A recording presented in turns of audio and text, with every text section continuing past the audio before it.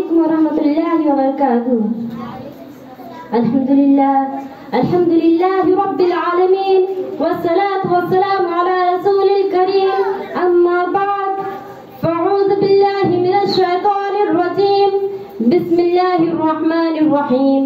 صدر محترم، حکم صاحبان و مسبق اساتذہ کرام اور میرے عزیزوں، آج ہم اس عظیم خلیفہ کا تذکرہ کرنے جا رہے ہیں جن کے انصاف و عدل کی گواہی دوست و دشمن سب دیتے ہیں.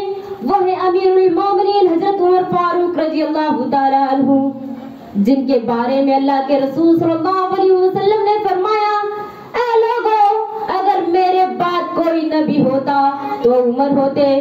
حضرت عمر رضی اللہ تعالی عنہ کا دور انصاف و عدل کا سنہرا دور تھا، لیکن ذرا غور کیجئے، عدل صرف دوسروں پر نہیں تھا بلکہ اپنے ذات اور اپنے گھر والوں پر بھی وہ سب سے پہلے عمل کرتے تھے.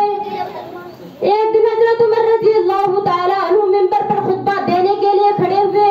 آپ کے جسم پر ایک لمبا کرتا تھا، لیکن وہ کرتا سب کی نگاہوں کو چونکا گیا، کیونکہ عام لوگوں کو بیت المال سے جو کپڑا ملا تھا وہ اتنا لمبا نہیں اس سے پورا کرتا بن سکے.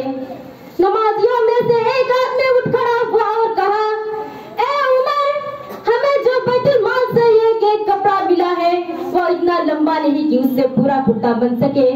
کیا تو نے خیانت کی ہے؟ اللہ اکبر. خلیفہ وقت پورے امت کا امیر اور مسجد کے اندر اس سے عوام کے سامنے اس سے اتنا سخت سوال. سوچے اگر آج کسی حکمران سے اس طرح کا سوال کیا جائے تو وہ کیا کرے گا. اس کے باوجود حضرت عمر رضی اللہ تعالی عنہ کو ذرا غصہ نہ آیا. حضرت عمر رضی اللہ تعالی عنہ خاموش رہے اور اپنے بیٹے عبداللہ کو بلایا.